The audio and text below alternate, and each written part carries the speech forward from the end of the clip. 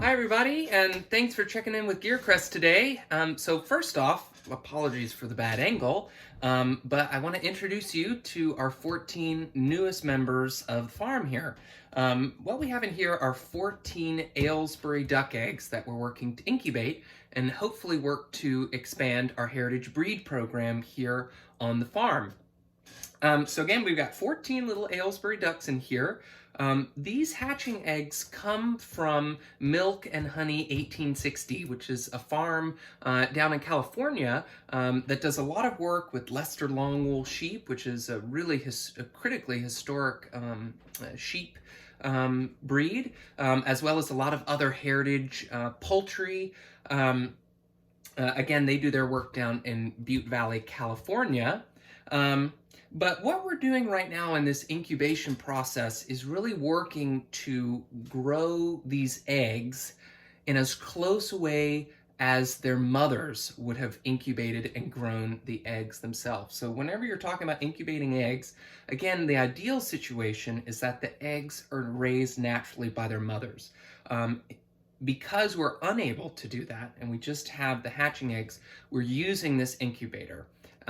So one of the first things that's really important, again, in trying to mimic that mothering and that incubation process, is going to be temperature. Temperature control is really, really critical.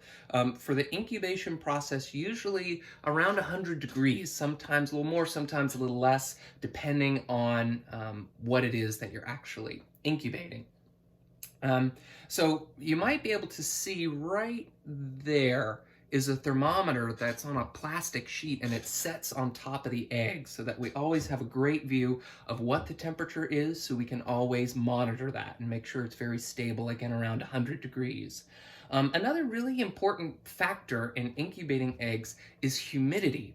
It really affects sort of the pores or that allow the growing, in this case, duckling, to breathe and to get sort of the right equilibrium. So in this particular case, in the bottom of the incubator, there's a number of little channels that hold water. Every 2 or 3 days, we'll go ahead and refill those so that it doesn't dry out in here. Because it is warmer, if it gets too dry, those pores can become dry, can let bacteria in. So again, humidity control is really, really important.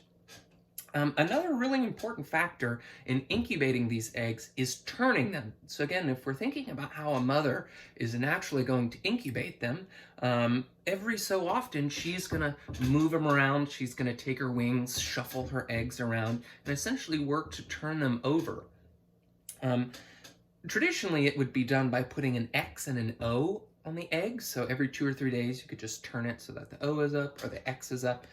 In this particular case, this incubator has a natural egg turner. So it always keeps the eggs really just in enough motion so it keeps the eggs moving and continues the developmental process. So this, of course, is made of styrofoam. This is 21st century incubation process. But incubation is not something new to the 20th century.